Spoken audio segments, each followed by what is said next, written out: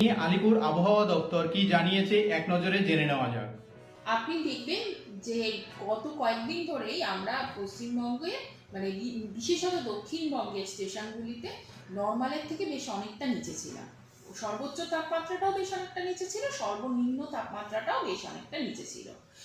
তো সেই তুলনায় আজকে দেখা যাচ্ছে যে অনেকগুলো স্টেশনেই সর্বনিম্ন তাপমাত্রাটা কিছুটা কালকের তুলনায় বেড়েছে, কিন্তু কলকাতার ক্ষেত্রে বাড়েনি। কলকাতার ক্ষেত্রে এখনো আমরা নর্মালের থেকে প্রায় 1 ডিগ্রি নিচেই আছি, এবং কালকেও যেরকম ছিলাম আজকেও মোটামুটি তাই, বরঞ্চ কালকের তুলনায় আজকে আরো একটু কম হয়েছে ন্যূনতম তাপমাত্রা। কাল ছিল 12.9, আজকে হচ্ছে 12.8।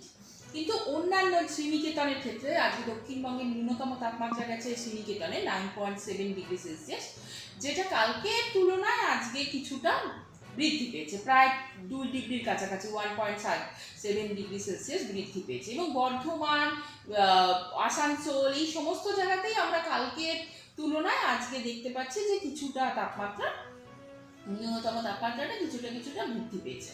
বিশেষ করে পশ্চিম দিকের ডিস্ট্রিক্টগুলোতে তাপমাত্রাটা মানে কালকের তুলনায় বৃদ্ধি পেয়েছে বেশি। এবারে যদি দেখেন সর্বোচ্চ তাপমাত্রা গতকাল সবই বেশ স্বাভাবিকের থেকে অনেকটা নিচে ছিল, এবং কলকাতার ক্ষেত্রে সেটা ছিল 4.4 ডিগ্রি সেলসিয়াস নিচে, মানে বেশ অনেকটা নিচে।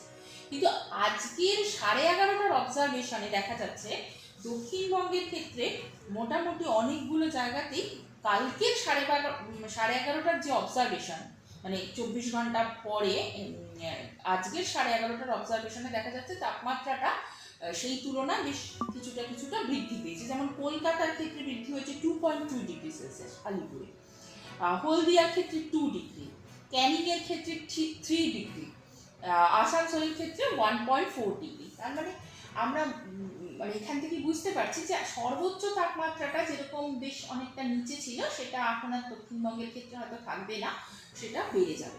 কিন্তু কন্ট্রাস্ট মানে ওয়েদার দেখা যাচ্ছে, যে সিচুয়েশন দেখা যাচ্ছে উত্তরবঙ্গের ক্ষেত্রে আবার যদি দেখেন এই 11:30টার সময় তাপমাত্রাগুলো কালকে যা ছিল মালদা, জলপাইগুড়ি, কোচবিহার এবং দার্জিলিং এই সমস্ত জায়গাতেই কালকের তুলনায় কমে গেছে, এবং মালদার ক্ষেত্রে সেটা কমেছে 4.6 ডিগ্রি সেলসিয়াস, আর জলপাইগুড়ির ক্ষেত্রে 4 ডিগ্রি, কোচবিহার এবং দার্জিলিংয়ের ক্ষেত্রে উল্লেখযোগ্য নয়, একটার ক্ষেত্রে 1.4, একটার ক্ষেত্রে 0.6, বা কমেছে। মানে জিনিসটা কমেছে, মানে আগে যেমন ছিল যে ওটা ওখানে মানে উত্তরবঙ্গের ক্ষেত্রে আমরা উত্তরবঙ্গের ক্ষেত্রে যদি দেখবেন একটা দক্ষিণবঙ্গের একটা বিপরীত সিচুয়েশন সেখানে তৈরি হয়েছে। দক্ষিণবঙ্গে যেমন নর্মালের থেকে তাপমাত্রাটা অনেকটা কম ছিল, এবং সেটা আস্তে আস্তে আবার নর্মালের দিকে ফিরে যাচ্ছে। আর উত্তরবঙ্গের ক্ষেত্রে যেটা হয়েছে সেটা আজকে 11:30টার অবজারভেশন এবং কালকে 11:30টার অবজারভেশনে যদি তুলনা করেন, তাহলে দেখবেন অনেকগুলো স্টেশনেই গত 24 ঘন্টার যে চেঞ্জ অফ টেম্পারেচার সেটা যদি দেখেন, মানে কালকে 11:30টার তুলনায় আজকে 11:30টায় মালদা, জলপাইগুড়ি, কোচবিহার, দার্জিলিং এই সমস্ত স্টেশনে দেখা যাচ্ছে যে টেম্পারেচারটা কালকের তুলনায় আজকে অনেকটা কম আছে।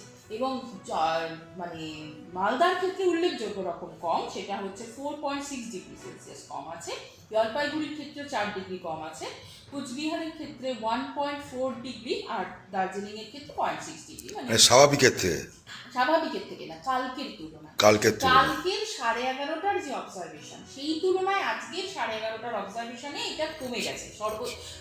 তার থেকে আমরা কি বুঝতে পারি যে আজকেও সর্বোচ্চ তাপমাত্রাটা কালকের সর্বোচ্চ তাপমাত্রার তুলনায় আরেকটু নিচে থাকবে উত্তরবঙ্গের ক্ষেত্রে, যেখানে দক্ষিণবঙ্গের ক্ষেত্রে সেটা একটু উপরে থাকার সম্ভাবনা, কালকের তুলনায় আজকে তাপমাত্রাটা বেড়ে যাবে, মানে সর্বোচ্চ তাপমাত্রাটা।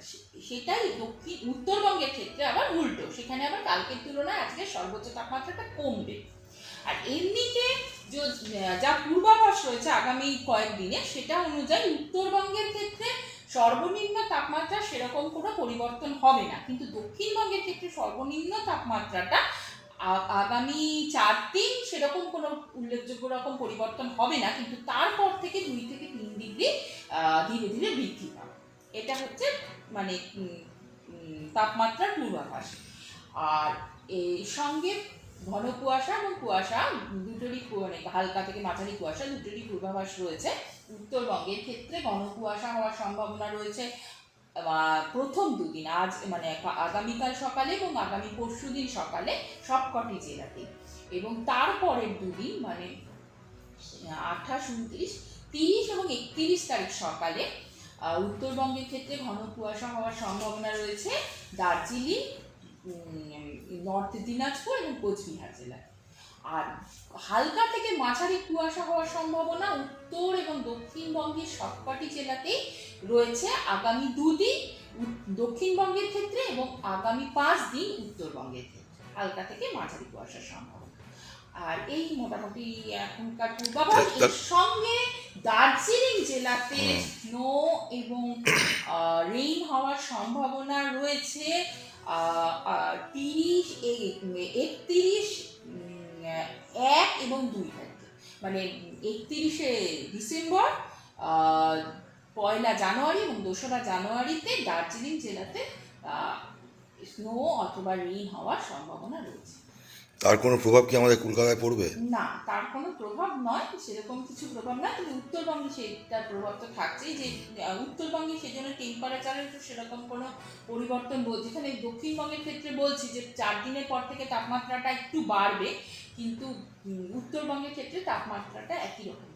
আচ্ছা, কলকাতা তাহলে আজকে নিম্ন তাপমাত্রার সর্বোচ্চ তাপমাত্রা কত হলো তাহলে আজকে? হ্যাঁ, আজকে 13 ডিগ্রির কাছাকাছি ছিল, 12.8 ডিগ্রি সেলসিয়াস গেছে আজকে সর্বনিম্ন তাপমাত্রা। আর কালকের সর্বোচ্চ তাপমাত্রা গেছিল কলকাতার ক্ষেত্রে, সেটা ছিল 4.4 ডিগ্রি কম স্বাভাবিকের থেকে, সেটা ছিল হচ্ছে 21.2 degree Celsius.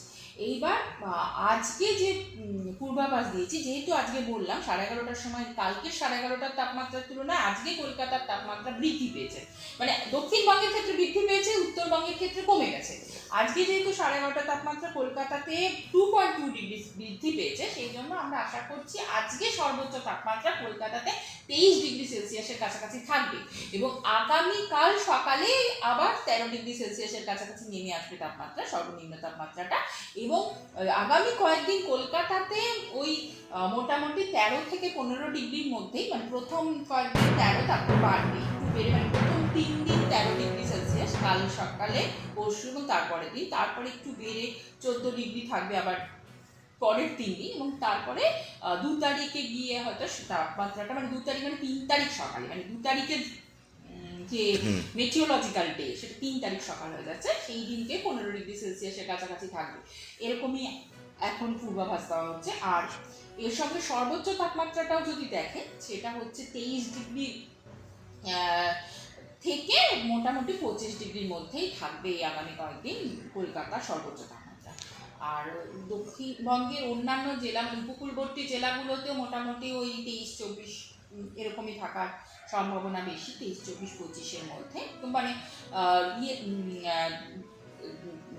Diamond Harbour, Sagardwip, এগুলোতে তাপমাত্রা আর একটু বাড়ার সম্ভাবনা আছে।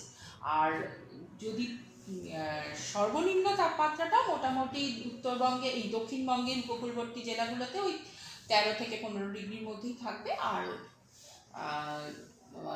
পশ্চিমের জেলাগুলোতে 10 থেকে 12-র মধ্যে থাকবে। ঠিক আছে, আর কোনো সিস্টেম কি আছে কোনো এই মুহূর্তে? না, ওয়েস্টার্ন ডিস্টারবেন্স তো আসতেই থাকছে। এবার যেই জন্যই আমরা এবারে অনেকটা মেঘমুক্ত আকাশও পাচ্ছি, এবং বেশি মানে টেম্পারেচারটাও স্বাভাবিকের থেকে নিচে থাকছে, যেহেতু এবারে ওয়েস্টার্ন ডিস্টারবেন্সের মানে ফ্রিকোয়েন্সিটা অন্য বছরের তুলনায় একটু বেশি আছে, যাচ্ছে।